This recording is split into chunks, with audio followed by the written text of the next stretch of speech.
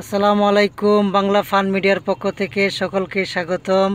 আজকে আমি আরেকটা নতুন মডেলের গাড়ি অটোকারের গ্যাস সম্পর্কে কিছু কথা বলবো। অবশ্যই সবাই মনোযোগ দিয়ে শুনবেন। আগে কিছু বলে নেই, এই গাড়িটা হচ্ছে 2011 মডেল প্রিমিও জি সুপার। প্রিমিও জি সুপার 2011 মডেল। কারণ নতুন মডেলের গাড়ির এই গিয়ারগুলো একটু তেরা বেঁকা থাকে। এটা এটা তো সব গাড়িতে আছে। এই যে পিতে পার্কিং, আর এতে ব্রেক, এতে নিউট্রাল, ডিতে ডাইভ, ডি ডান পাশে এস লেখা দেখতেছেন। এই এসে দিলে লং রুটের জন্য অনেক দ্রুত চলবে। আর আর বিতে ওই যদি কোনো গর্তের মধ্যে পড়ে যায় তাহলে ইঞ্জিনের শক্তি পাবে বেশি, এটার জন্য বি গিয়ার।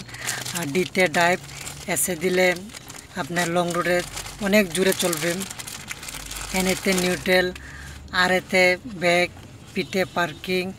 আর এই বাটনটা হচ্ছে যদি কোনো কারণে গাড়ি স্টার্ট বন্ধ হয়ে যায় বা লক হয়ে যায়, এটা চাপ দিলে আবার গিয়ার পড়বে।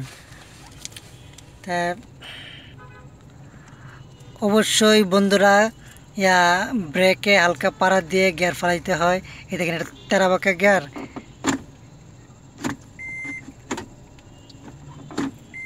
এই হচ্ছে আর, হচ্ছে নিউট্রাল, হচ্ছে ডি।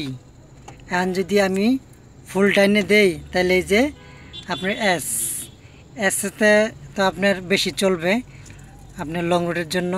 তারপরে নিচে লগা বি, যদি গর্তের মধ্যে পড়ে যা তাহলে বি ব্যবহার করতে হয়। এই লগা ডি, এলাকা এন, এলাকা এন, এটা হচ্ছে আর, এটা হচ্ছে পি। এই হালকা একটু বামে নিয়ে সোজা এই নিচে লগা আর, তারপরে এন, তারপরে এই ডি।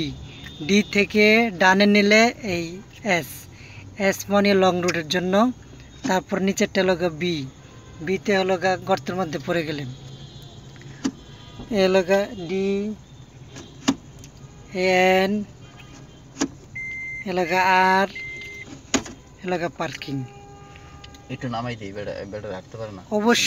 অবশ্যই বন্ধুরা, ব্রেকে চাপ না দিয়ে গিয়ার ফেলাবেন না। অবশ্যই ব্রেকে হালকা পাড়া দিয়ে গিয়ার ফেলাবেন।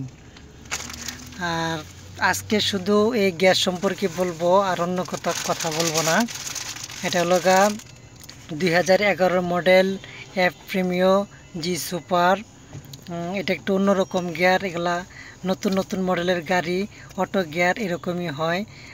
আমি তো আগে আপনাদেরকে আরও টিউটোরিয়াল ভিডিও দিছি, ওগুলা একটু আগের মডেলের গাড়ি, তো এগুলো অন্যরকম ছিল। তো ঠিক আছে বন্ধুরা, আজকে এই পর্যন্তই, আর কথা বলবো না। অবশ্যই আমার চ্যানেলটাকে সাবস্ক্রাইব করবেন। তো ঠিক আছে বন্ধুরা, আসসালামু আলাইকুম।